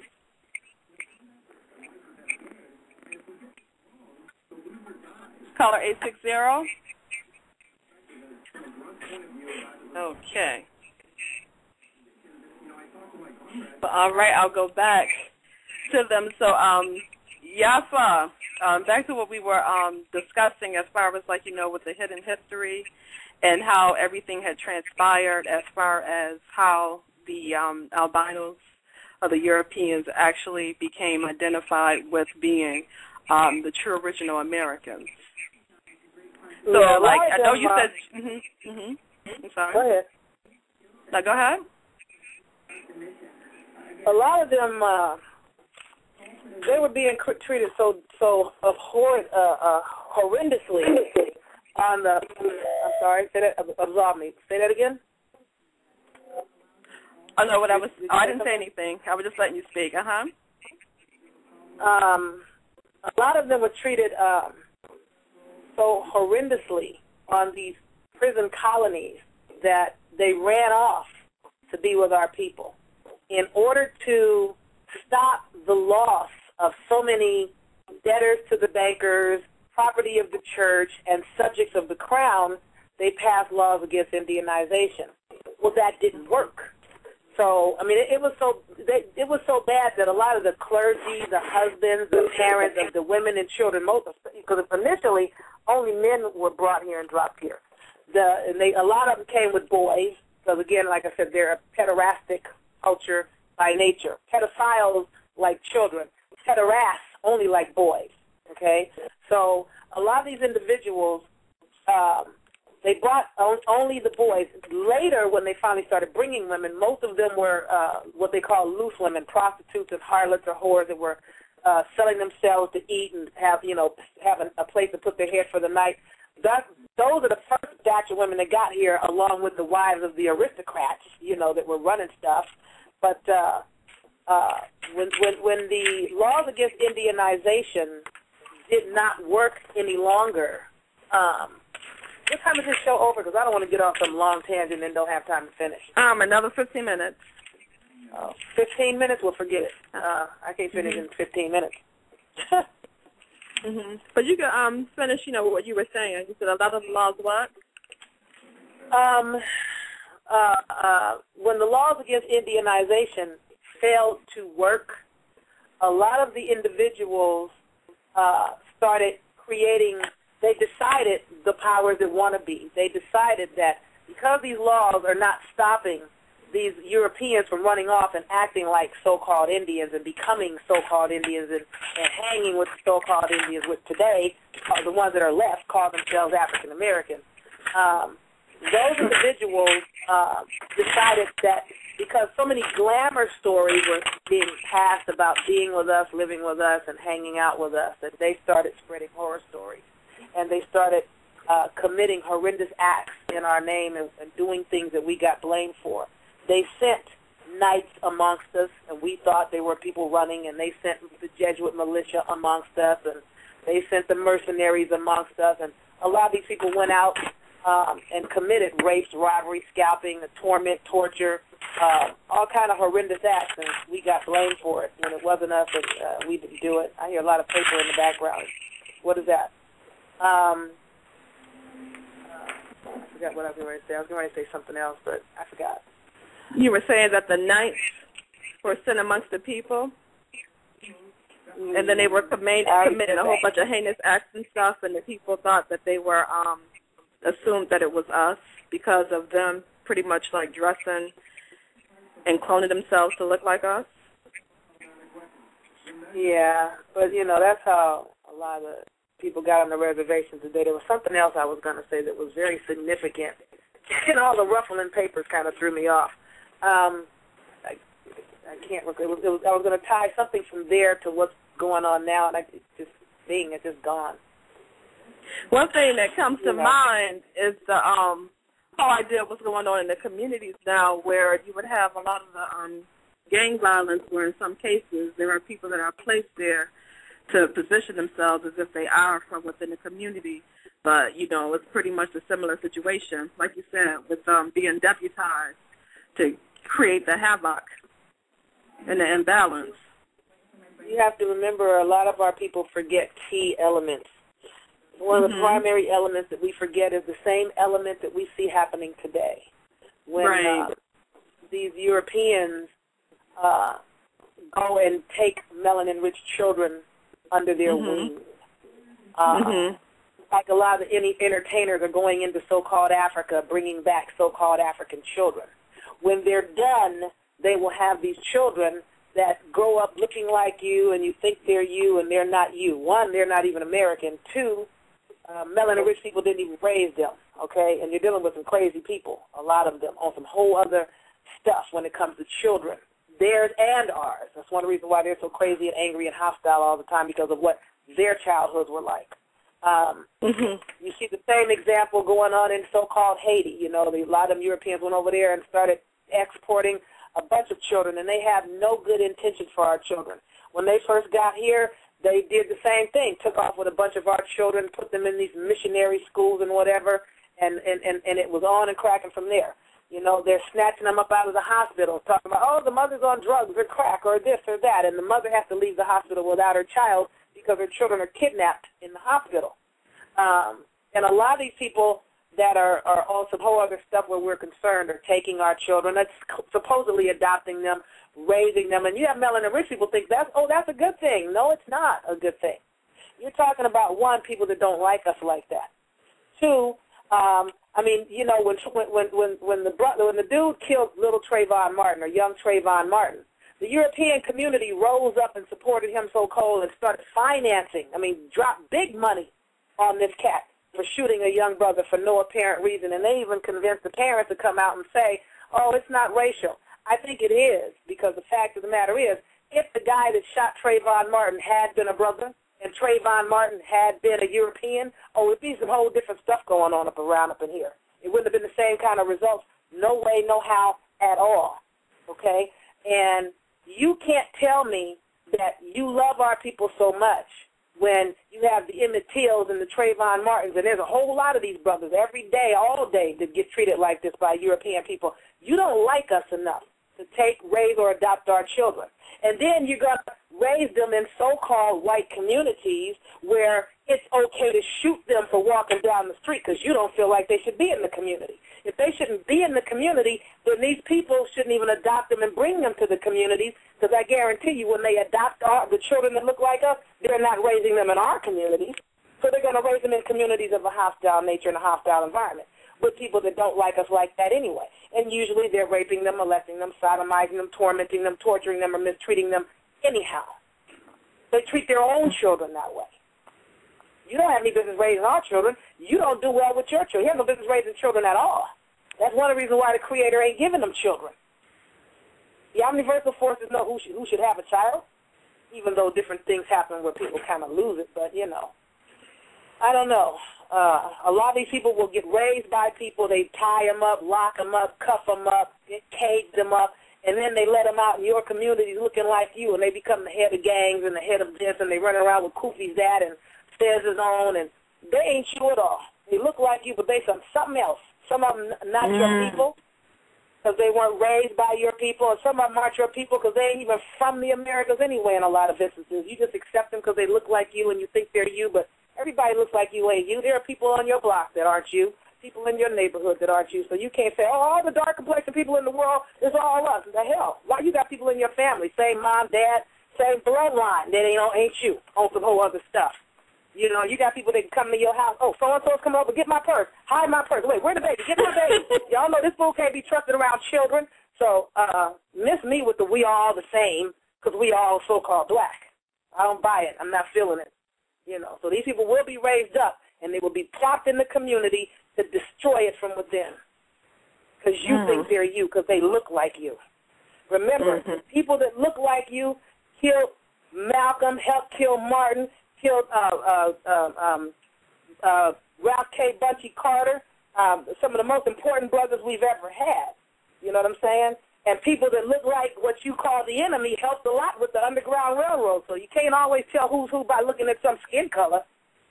My people better wake the hell up. Oh, excuse me. Because we're out of time. I think that's about it. Yes, Yaffa, but I want to thank you so much for coming on. You know, you made definitely some key points And what you said about, you know, the color line is kind of reminded me of, what was it, the Stono Rebellion, no, or Beacons Rebellion, where in Virginia, where the Europeans, along with the Moors, had actually joined forces to overthrow and to fight against, you know, the system that was going on. So it's something that you said that. So you talking about Bacon's Rebellion? Where Bacon got out there and got his whole family to come out there to help with the rebellion, and a lot of melanin-rich people wouldn't even go support the brother. Him and his family died out there alone with no support. And as a matter of fact, I think it was a melanin-rich person that exposed what he was doing. Mm-hmm. Going back to the movie Django, that's somebody that looked like everybody and wasn't everybody at all. Mm-hmm. If you saw the movie, I mean. Oh, I didn't see that. But, you know, it's good that you... DJ-NGO is what it's how it's spelled. I mean, no, DJ-ANGO, my bad. But, yeah, that's definitely something to see, because I heard so much talk about it. But, well, you know, so... That everybody look like you is not you. And everybody looks like them is not the enemy. I hear you on that. I hear you. But there's a couple of things that I wanted to address, you know, before I close up the show. But I do want to thank you so much for being on again. No problem. Yes. Anytime. Yes, so we will talk soon. Have a marvelous evening. Okay, you do the same. Have a splendid one. Good night. All right, good night. Peace. I say. All right, everybody, you know, that was Yaffa Bay on here on Civil Alert. And before we close out, I do want to address a couple of things. You know, there was a caller that came on, and she was speaking about a brother in Nanya who was saying that the Constitution was void since 2011. One thing that I would like for everybody to do is to be very mindful when people come and they bring information of this nature, because one of the main questions you have to ask yourself is that if the Constitution is void, who voided the Constitution? And another main question to look at is that if there is a public servant that is saying that the Constitution is void, then does that mean that the Constitution is void, or is the public servant that's stating such a thing, are they acting in a colorable manner? And then if you look at any cases, and also too I should make mention that there was a press release that went out by a man by the name of William Windsor, and he is actually doing a documentary called Lawless in America. He actually had sent out that press release back then, talking about a case where the gentleman that was involved in the case was saying that there was a Supreme Court ruling stating that the Constitution was void. And so at the end of that press release, William Windsor has his name there and his web address. So when I'm looking at that, it looked as if like it was a publicity stunt to get people to really start looking at what he was doing. So I just ask, you know, I just have to say again, I really see this as like a form of disinformation. The reason why I'm saying that is if the Constitution is really void, then why is it that it's been this slew of cases where people have won their cases reinforcing the Constitution and international treaties? So we have to be very mindful, because what I'm seeing is that many people do not actually perform their own due diligence, and they do not go and study, but they jump and cling onto the very words of what anybody says. So it's pretty much like a pendulum. You know how if you have a pendulum, it's either going to sway to the left or to the right, but the pendulum never really stands steady and centered. So what happens is that if someone is operating from a level of having being like a pendulum, then it's like, okay, on Monday you believe this, and then on Tuesday you believe something else. Then on Wednesday it's something else. And then the next month, it's something else. But when you really just go and do your own research, whether it's going to the law libraries, and there's tons of depositories that's right online where you can actually go into the congressional records.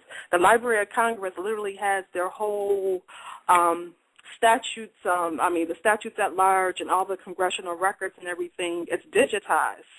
It's digitized so much to the point that when you even go to D.C. and go to the Library of Congress, they will actually say that you will probably look better and it'll be easier and faster for you to pull up some of the documentation. So, I'm just bringing this up because what I'm seeing that happens is that being that there are so many regular, everyday people that are starting to read and know, like, wait a minute, it's not about no civil rights, it's about human rights. And then when people are starting to look into the Constitution further, and then when people are starting to utilize the Articles of Confederation, they're utilizing the Declaration of Independence, they're using the Rights of Man that was issued, and it's an international treaty through the Organization of American States, they're utilizing several of the covenants and the treaties that the U.S. Has signed and they're a party to via the United Nations. I noticed that it seems like people are getting a little uncomfortable because who are these everyday people that are supposed to be our commercial property? Who are they to start being astute and knowing about this stuff that their so-called leaders are not talking to them about? So we have to be very mindful with this disinformation that comes in.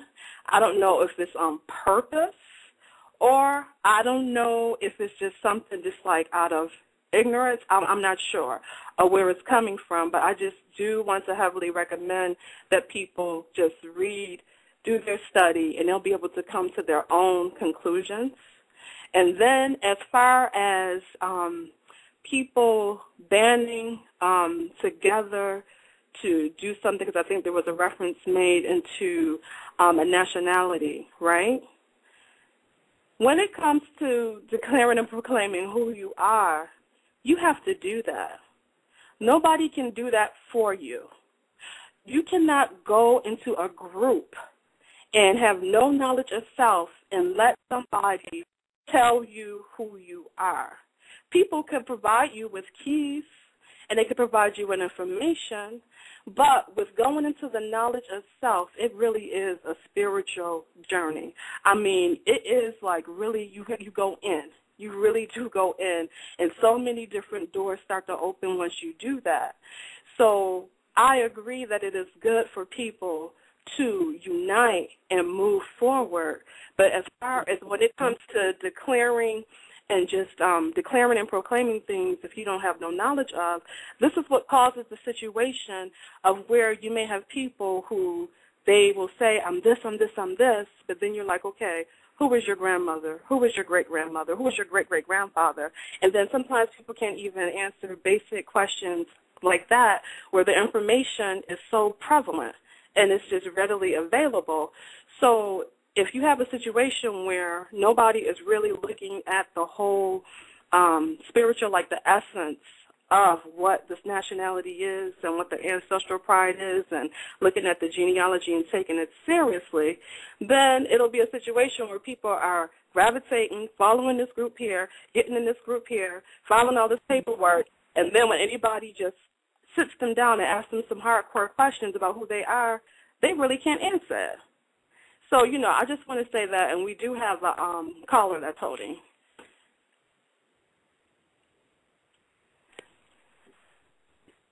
(860-306). Welcome to Silver Alert. Peace, sister. How are you? Peace. I'm doing very well. And how are you? I'm doing great.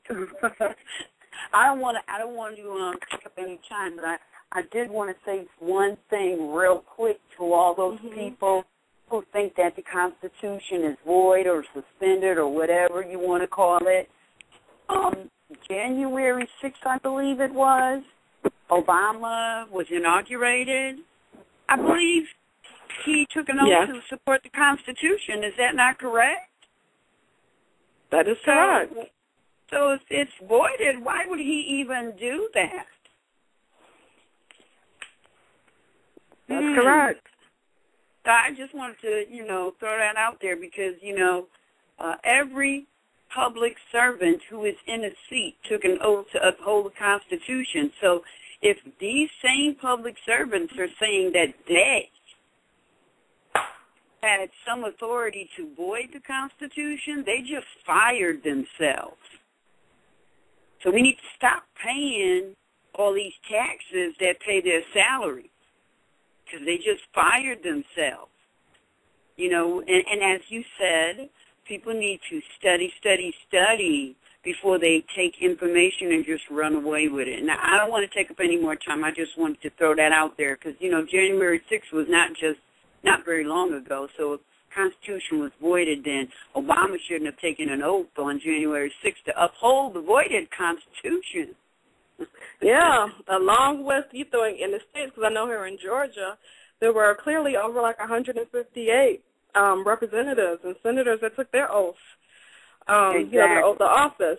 Now, and, this is why I make the point to say that just because, a person chooses to act in a colorable fashion, that doesn't mean that something is void. It may mean that they opted to ignore it and just disenfranchise the person, but that doesn't void out a constitution.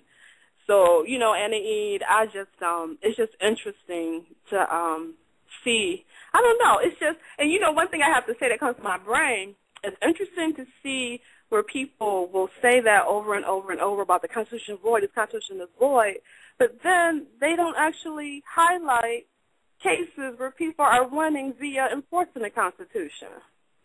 Exactly. That's so because interesting. It can't happen. Number one, in order for the Constitution to ever be amended, changed, altered, there has to be a constitutional convention called prior to any changes. In order for that to happen, that has to be approved by the people, not a representative of the people, but the people themselves. And those people, the people that are relative to that particular change would be more.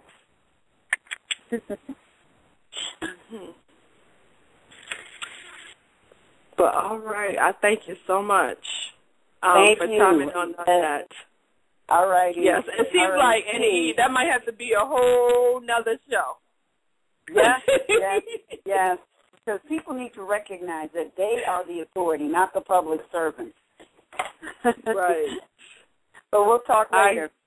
All right then. Peace. Have a good All right. Peace.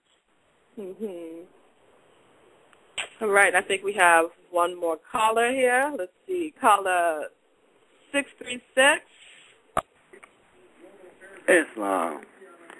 Islam, brother.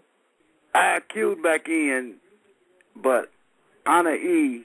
just pointed out what I was going to point out in regards to the Constitution, okay? And we need to stop sometimes and take our passions and put them in our back pocket. Sometimes we can hear a thing, and it may be the truth, and we'll use it, okay? Just to give you an example, this name, Albion, okay, keeps coming up.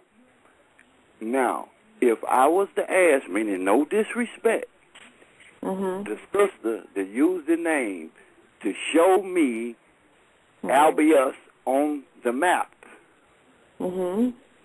because that name, Albion, it goes back to a particular time in history, okay? Right. And to use it and not know the connection of it, okay, using it and knowing what it means and knowing how it connects is two different things. And sometimes we need, and Anna E. stresses it all the time, we need to study. Okay. We really need to study. And in regards to the Constitution, we really need to understand what's being said in that preamble, because it is two entities in that preamble.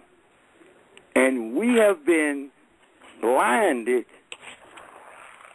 in a way where these people have traded places with us because those seats of power belong to us. We the people, the Moors. And I understand that we have, in other words, we have a lot of hatred in us. Bottom line, I might get slammed for this, but I got to say it because it's the truth. We have a lot of hatred in us.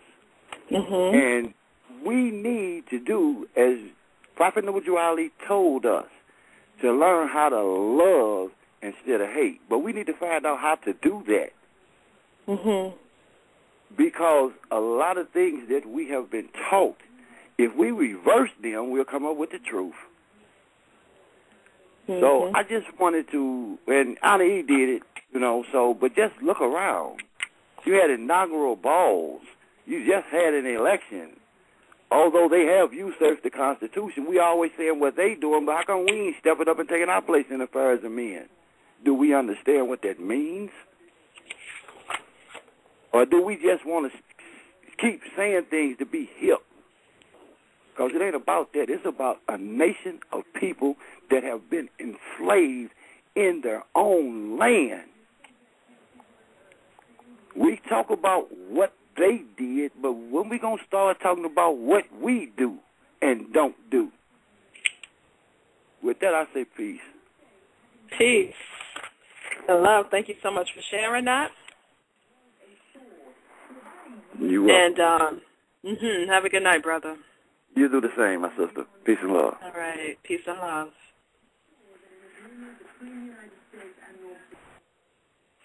Okay, we had a question, too, that came in through the chat line, and the brother here is stating that it says that his immediate grandmother on his father's side said that her birth certificate is wrong, so how can you really, how are you really going to get genealogy right when this is flawed?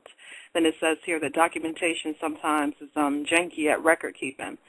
One thing that I have to say to that, in certain cases, documentation can be flawed. In a lot of cases, a lot of names are duplicated. One thing that I do recommend is that if your grandparents are still alive, to get as much information as possible from them via documenting it, writing it down, recording it, audio, even if you're doing video recording, and ask them as many questions as possible. And when I say many questions, I mean down to what type of food did they eat? Was anybody in the community making pottery? What did that look like? Did they go and dig for clay? What was the living situation like? Were they sharecropping? Were they just on their property free and clear outright with no encumbrances? What schools, what churches, if any, that were there in their communities? What do they recall with the dealings with the different, the Europeans that were there in the area? There's so many things that, you can ask your people, and even if it's not your immediate, your grandparents, even like the eldest people within your family, neighbors that lived around, and when people get to that point where they say, oh, well, you can't trace, your genealogy back that far, that is not true.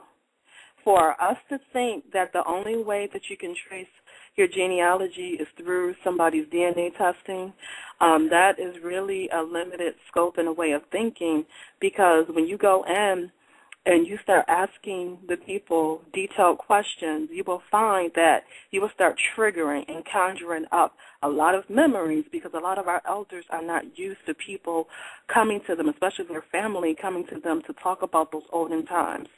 And even though, they may be like 93, 94 years old, and it may seem as if like their memory is a little bit flawed or it's fading, you'd be surprised to see that a lot of our 95, 96-year-old elders, they can remember stuff from when they're 6 and 7 years old.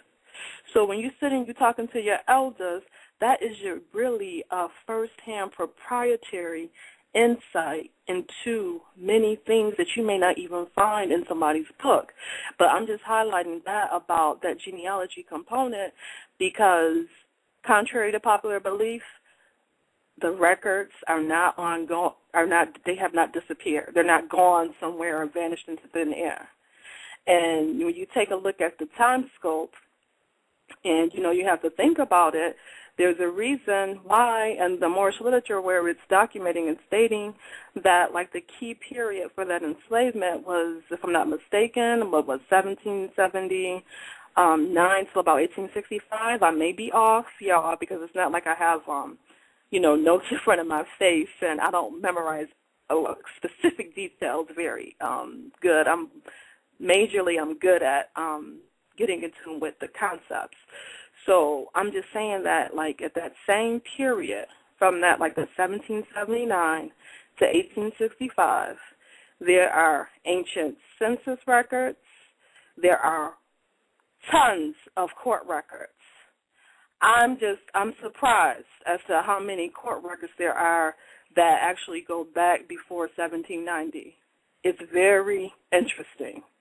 So I'm just saying that when you go and you really start digging and getting the data, you will see that something is going on here where if most of us right here, we can grab and get the government documentation of our peoples being all over this land, but then on the same note, they're saying, oh, no, you came here from Africa and the records were lost in the slave trade. And it's like, well, okay, well, how can somebody in the Carolinas and Virginia be pulling up data that clearly shows that their people were here before the 1800s, So, that's just something to keep in mind. And then for everybody, too, that's listening, you really got to really start to think when people come and they're talking about all of this disinformation data, think about when the last time that they really talked about just basic genealogy or pedigree and things of that nature,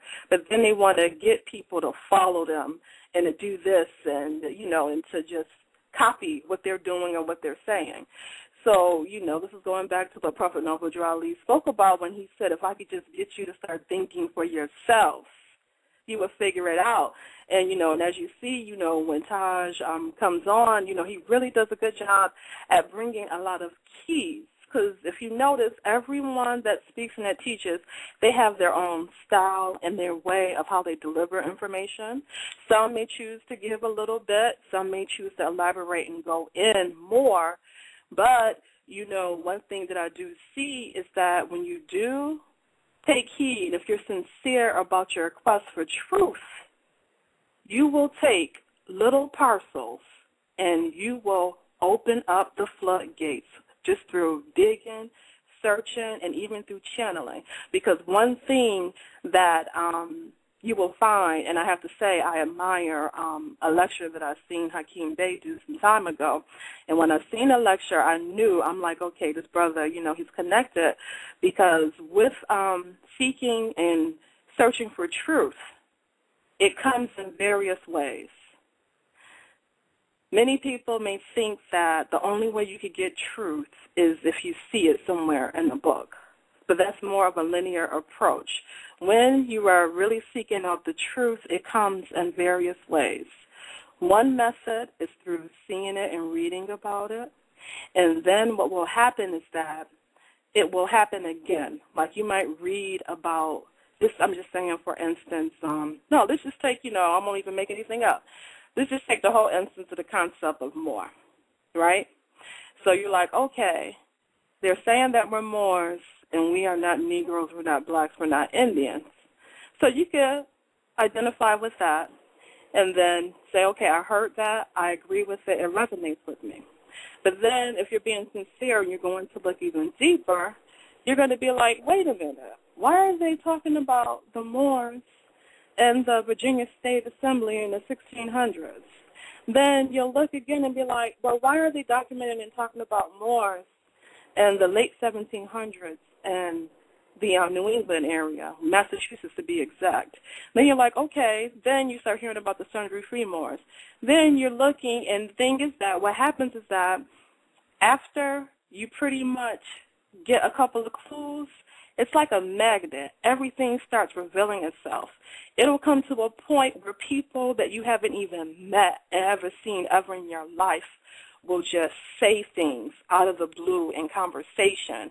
And these may not even be people who have even heard of Prophet Noble Drew Ali, but they'll know enough to make mention of something because they resonate with what you're talking about. And I'll just say this case in point. When I had to get some work done to my car, there was a gentleman there from Trinidad that was a clerk, and he had made mention that he produces movies. And so he said that it's a historical movie, and then he talked about his background, and he did highlight, and he said, his grandparents had always told him that his ancestors actually had came up here to the mainland and helped to fight the people here against the British, and during the War of 1812. And he also made mention that a lot of his people from Virginia had came and resettled in Trinidad. And he said to me, he said, you know what? And now keep in mind, y'all, I did not say anything about Moore, not one time in the conversation. But when he was giving me the history, he said, you know what? All of the people from Virginia, they always called them the Mauritans. And he said, I never understood why they didn't call them Americans, and that always confused him. And so we went in to go into further dialogue. But I'm just saying is that with the whole thing with genealogy and anything that you're searching for, anything that your heart desires, it happens like that. Like I said, you come across people, you read about it, and sometimes you'll just channel it. And when I say channel, I'm talking about you can just pick up the information. It's almost just like how the TV, the information flows in the sky, and then the antenna captures the signal, and then you're able to see that picture through those satellites and everything that comes into the TV. That's exactly how we work. We are human conduits. But see, the thing is that they got people distracted. They got people focusing on, what's coming on prime time? What's coming on ABC? What's coming on ESPN? Oh, I got to watch the game. Oh, I got to do this. And the people are so enamored and so tuned in to everybody else's signal that they can't even utilize their own signal. So I'm not, trying to, and some people may say, oh, that's spookiness or whatever, where you talking about channeling, but it is true, y'all. And the reason why I have to bring this up, too, is because even when some people are talking to you, it's something inside of you. It's like a yes or no signal, and you know when something really is the truth and when it's not. So, and I didn't really come into this realization about that until the first time when I started living on my own, because all throughout my life, I always had a whole bunch of people around me. And even when I was in school and the dorms and stuff, it was always a whole bunch of people. You know what I'm saying? And then when I got out of school, and for the first time when I started housekeeping, and I had some quiet, real me time, and when I would meditate, certain words would come in different languages. Now, up until that point, the only other language that I had studied was Spanish. And I had studied Spanish for about 3.5 years. And I still retained a lot of words in my head, or I have to say, muchas palabras en cabeza. I had retained a lot of words, but up until that, I wasn't studying Arabic. I wasn't studying Sanskrit or anything. And then when I went to go start doing some digging, I found that some of the words that came to me was in Sanskrit and Arabic. So I'm just saying that it's not always through just something that's exactly in a book where you get every single thing. Certain things are channeled. Certain things come in a dream world. When you're awake and you have that quiet time. So, with that, I just want to say also, too, a reference to, like, the genealogy. One place that you can go and look is FamilySearch.org. And it's good to pull, like, some of the census records, the marriage records, death records, and really heavily rely on the information that your elders talk to you about, because you will find that some of the names, especially, like, a lot of the common, like, the English names, they are very repetitive, like, Susan Smith and things of that nature. It might be 50 or 60 of them, but then if you're looking for Susan Smith that was born in Arabia, then you know, like, okay, this is the town where your grandparents came from. You know, and Arabia is a small town in North Carolina. So it's key to get that information as far as, like, the old towns, because some of the towns, and, you know, your grandparents and elders will tell you, some towns would be so small that you could just go through them like one stop sign or one block, and you'll be in a whole different another town. So it's just good to get those keys to help you. And then also, too, you know, they collect taxes and everything to fund a lot of these public venues and the forums that's out there. So the National Archives is available, and you can go and tap into those databases and everything, the Ancestry.com, for free, no charge. And there's a slew of information that's stored into the National Archive, and the National Archive is not just in Washington, D.C. It's actually a National Archive in every single state. And so there's like a state archive and then the federal archive that's also located within the major hubs in states all across the country. So that is open. That's your resource. They've been tapping in and taking tax, you know, from the people, and it goes to helping keeping those places open. And, you know, I would highly recommend for people to start really going in and getting whatever you can get, because it will come to a point like, you know, it's anything else, when more people start waking up and digging and digging and digging, and all of a sudden, you know, hours have to be cut, the staff needs to be let go, and, you know, things of that nature. So, you know, on that note, you know, I will close out, and I hope you enjoyed the show. And, you know, the goal always with Civil Alert Rising is to be informative, engaging, and third eye opening. This is your host, St. Asha. Peace and love, everybody. And Yaffa, I love you, sister. You know, we may disagree with certain things, but it's all love. So for everybody listening, don't think that it's some beef or anything between me and Yaffa, because what happened on air is a little tidbit of what has even happened between me and her, you know, offline on the phone. But at the end of the day, we all know about we being, you know, one people. So, all right, y'all. So I'll connect with you on Tuesday night. Enjoy the weekend. Peace and love.